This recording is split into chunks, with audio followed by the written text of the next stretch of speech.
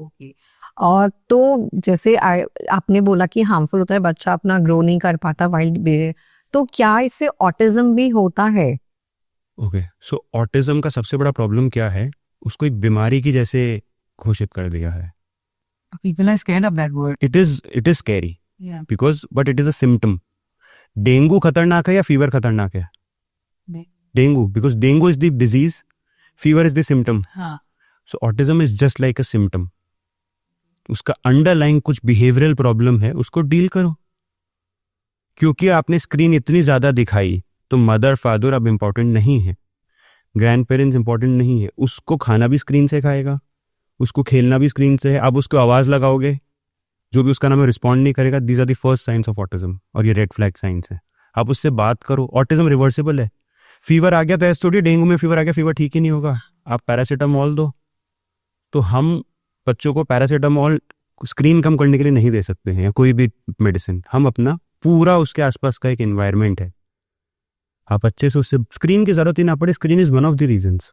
बहुत सारे बच्चों में, और बहुत बर्थ के तुरंत बाद रोया नहीं baby, that's again a big problem. उसकी वजह से कितने सारे बच्चों को मेंटली उनके बहुत सारे प्रॉब्लम्स होती हैं. अच्छी उनकी मेमोरी नहीं हो पाती, उनका ब्रेन का साइज छोटा होता है.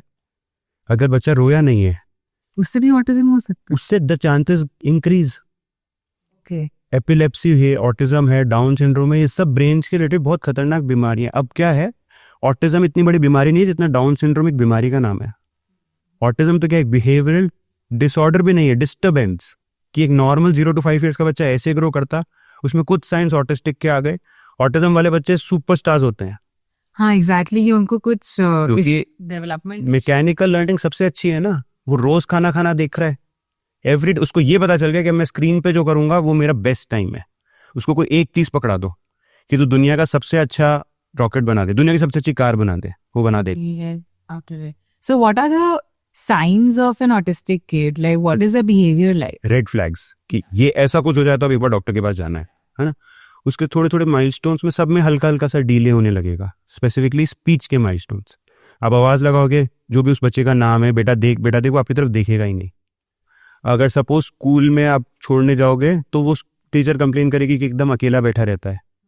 रिपीटेटिव बिहेवियर, ऐसे ऐसे ऐसे ऐसे ऐसे ऐसे ऐसे हाथ करता रहेगा. अब इसका मतलब ये नहीं कोई बच्चा नॉर्मल में ऐसे खेल रहा है उसको ऑटिस्टिक लेबल कर दिया. ऑटिज्म का इस्तेमाल डॉक्टर्स को करने दो, पेरेंट्स वो वर्ड इस्तेमाल ना करें. अवेयरनेस फैलाने के लिए इस्तेमाल करो. बच्चे को लेबल नहीं करना है ऑटिज्म. कोई मेरे पास आता है या कोई साइकियाट्रिस्ट के पास जाता है, हम ऑटिज्म नहीं लिखते हैं, है ना. ऑटिज्म हो गया तो आपने लेबल लगा दिया उसके ऊपर. Labels are very difficult to be removed ना. बच्चों को कोई लेबल नहीं लगाना है कि ये डरपोक है. अरे वो डरपोक नहीं है. पटाखा फटा जोर से, रोएगा बेचारा, उसने कभी सुना नहीं है. इतना जोर से बम फोड़ा तो उसकी गलती जिसने बम फोड़ा है, इसकी गलती जिसने सुनी नहीं आज तक की आवाज. I think we just get label it. तो अपन पटाखा फूटते जब तू रो क्यों रहा है, बम ही तो फूटा है, डरपोक है, ये तो लग गया लेबल. वो है भी नहीं डरपोक. It's just right. It's just he got scared because of the damn cracker which was so loud, और उसके अंदर से पोल्यूशन भी था जो उसके फेफड़ों को भी खराब कर सकता है. So that is how you should treat everything. मतलब बच्चों से बात करो, वो सब बताए थे. Doctor, as a new mom बहुत बार हम लैक्टेट नहीं कर पाते एंड फॉर्मूला मिल्क देना पड़ता है बच्चों को. So what is there a difference between breast milk and formula milk? सबसे बेस्ट जो एक मदर अपनी बेबी के लिए कर सकती है वो है गिविंग ब्रेस्ट फीडिंग. अब उसको 6 months तक हम चाहते हैं एक्सक्लूसिव ब्रेस्ट फीडिंग हो, जहां हम चाहते हैं पानी भी नहीं दे. कोई और मिल्क तो बहुत दूर की बात है, हम पानी भी नहीं देना चाहते. 6 months के बाद हम चाहते हैं कि कॉम्प्लीमेंट्री फीडिंग हो, where the breast milk complements the food. हम ऊपर की चीजें शुरू कर दें और ब्रेस्ट मिल्क कंटिन्यू रखें.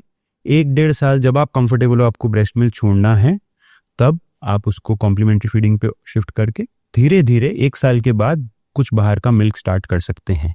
1 साल तक नो अदर मिल्क, कोई एनिमल का मिल्क नहीं. अब ये ब्रेस्ट फीडिंग जर्नी कई मदर्स 6 months पे रोक सकती हैं या रोकना पड़ता है. कई मदर्स को डे 1 पे ही हम बोलते हैं कि आप ब्रेस्ट फीडिंग नहीं कर सकते बिकॉज उनकी कोई मेडिसिन चल रही है विच आर वेरी हार्मफुल. अगर वो मेडिसिन का कुछ भी पार्ट बेबी में अंदर जाएगा तो दैट कैन कॉज हार्म. कई वर्किंग मदर्स है जो 12-13 months पे जाते जाते ही बंद करना चाहती है और उसके बाद ऐसा सर्कमस्टांसेस ही नहीं है कि वो फीड करा पाए.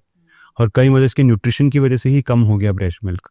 सो तब the second best thing is formula milk. और फॉर्मूला मिल्क बहुत अलग अलग ब्रांड्स के अवेलेबल हैं. इतना ही डिफरेंस है कि जैसे एक अगर कोल्ड ड्रिंक कोक है और दूसरी थम्स अप है, वैसे ही these are all good international brands, और अब कुछ इंडिया के ब्रांड्स भी आ गए हैं। उनको एक हाइजीनिक तरीके से फॉर्मूला बनाना है एंड आप आराम से उसको दे सकते हो यूजिंग ईदर अ स्पून, या कई बार बॉटल भी देनी पड़ती है फॉर ऑल प्रैक्टिकल पर्पसेस। तो उसको बहुत अच्छे से ध्यान रखो, और बॉटल पिलाने के बहुत सारे और डूज एंड डोंट्स हैं। अपन उसको फॉलो करके बॉटल अगर देनी पड़े तो समटाइम्स वो भी देनी पड़ सकती है।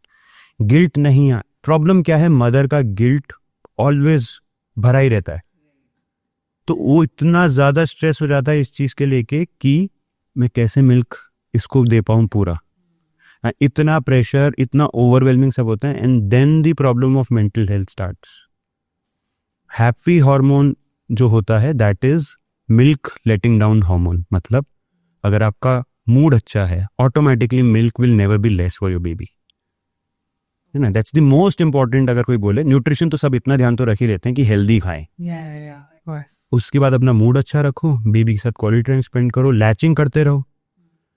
बहुत बार अनकंफर्टेबल हो जाते हैं हमसे पूछने में mothers, and that is a very natural way कि कोई बात नहीं। लैक्टेशन कंसल्टेंट्स हमारे पास हमेशा से थे। पहले के ज़माने में दादी नानियाँ जो अच्छे से बताती थी कि कैसे ब्रेस्ट मिल्क को पिलाना है, what are the proper science of latching, बच्चा मिल्क पी रहा है नहीं पी रहा है आपको पता चल रहा है या नहीं। और अभी जयपुर में अच्छे लैक्टेशनल कंसल्टेंट्स हैं। आपको लग रहा है कि you are not doing good, आपको कुछ प्रॉब्लम आ रही है, क्लियर योर डाउट्स, वो बहुत अच्छे से आपको सिर्फ यही चीज़ डिस्कस करेंगे। Sure. Oh, thank you so much. Okay, so we had a lot of things going around about the baby, about the kids, about the weaning and everything. But we want to know who is Dr. Vipul. So tell us about you. Okay, so I'm Dr. Vipul Bhageria. मैं जयपुर में रहता हूँ. I am a pediatrician. I've done my MBBS and then MD in pediatrics. So I've done my specialization in pediatrics. After that, I've done some fellowships in vaccination, in neonatology. Then I've done some trainer programs in school health. मतलब हम specifically schools में जाते हैं, health talks देते हैं, जहाँ बताते हैं कि कैसे स्क्रीन नहीं देनी है। बच्चों को सिखाते हैं कि हमें एक हेल्दी फूड, हमें खुद पूछें कि हम हेल्दी फूड खाना है। हम वैक्सीनेशन अवेयरनेस करते हैं। मेरा एक वैक्सीनेशन सेंटर है जहाँ मैं कोशिश करता हूँ कि वैक्सीन सिर्फ बच्चों के लिए नहीं, एवरीवन नीड्स वैक्सीन्स, कुछ ना कुछ तरह की वैक्सीन्स, प्रेगनेंसी में, ट्रैवलिंग से। हमारा एक NICU है, न्यूनेटोलॉजी का यूनिट है पूरा Balaji care in care hospital में। वहाँ हम बच्चों के विभाग को पूरा अच्छे से कोशिश करते हैं कि वहाँ पे बच्चों को NICU की ज़रूरत पड़े, OPDs रहे। एंड फाइनली पूरे जयपुर में बहुत अच्छा पीडियाट्रिक केयर है जो बहुत सारे मेरे ऐसे डॉक्टर्स देख रहे हैं। So, okay, sir. So before winding up, we would want to know, tell us the absolute no's for parenting rules. ये तो नहीं ही करना है, ये तो बिल्कुल नहीं करना है ना। मतलब ये ना कि ये तो नहीं ही करना है, हमें। ठीक है। काजल नहीं लगाना है, ब्रेस्ट मिल्क के अलावा और कुछ नहीं देना है, गाय भैंस बकरी का दूध नहीं देना है 1 साल तक, है ना। स्क्रीन 2 साल से पहले दिखानी ही नहीं है, absolute 0 to 2 years 0 screen time, है ना। उसके बाद टेट्रा पैक्स, जूस वाले बैग्स 1 साल तक के बच्चों को देने ही नहीं है, एब्सोल्यूट नो, टेस्ट भी नहीं, है ना। सॉल्ट एंड शुगर, 2 साल से छोटे बच्चों को शुगर देना ही नहीं है, कभी कोई गलती से दे दिया नहीं, देना ही नहीं है। 0 to 1 year के बच्चे को एक्स्ट्रा सॉल्ट देना ही नहीं है। खाने में थोड़ा सा सॉल्ट बन गया, वो थोड़ा बहुत एडजस्ट कर सकते हैं, बट देना ही नहीं है। 4 साल से छोटे बच्चों को नट्स, वो कई बार चोक करा देते हैं। अगर काजू बादाम कुछ जितना देना है घिस के दो, ये तो फंस जाएगा। तो इनको हमें क्या है, अपन लगता है थोड़ा थोड़ा कर लो, मॉडरेशन नहीं। These are absolute no's. You don't have to do this. Okay. फिर दूसरा कि चबी नहीं है बच्चा। अब चबी नहीं है इसका मतलब ये नहीं कि हेल्दी नहीं है, कि मेरे साथ में जो रहते हैं उनका तो बच्चे का 1 साल पे 13 किलो वजन है और मेरे बच्चे का 1 साल पे 9 किलो वजन है। दोनों एब्सोल्युटली नॉर्मल है ग्रोथ कर्व पे, ग्रोथ चार्ट पे। लेकिन जिसका वेट हायर साइड है उसमें ये पाया गया है कि अडल्ट में उनको, एडोलेसेंट्स में उनको ओबेसिटी, हाइपरटेंशन, किडनी की प्रॉब्लम, ये सब होने के चांसेस इंक्रीज हो गए हैं। सो जिस चीज का हमें प्रमाण है, we have the proof, we have done the studies कि इसमें ये नहीं करना है, तो नहीं करना है।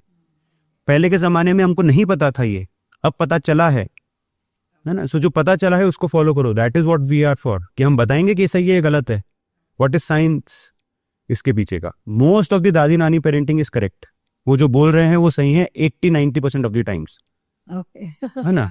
बस थोड़ी चीजों को मॉडरेट करना है, उस पर लड़ना नहीं है। उनकी 80-90% चीजें ठीक है। All right. So I think that was a very powerful session. We learned a lot of new things. We busted a lot of new things. And if you think you have learned something, please comment us and tell us what you have learned from it. And we would love to know how we can improve more.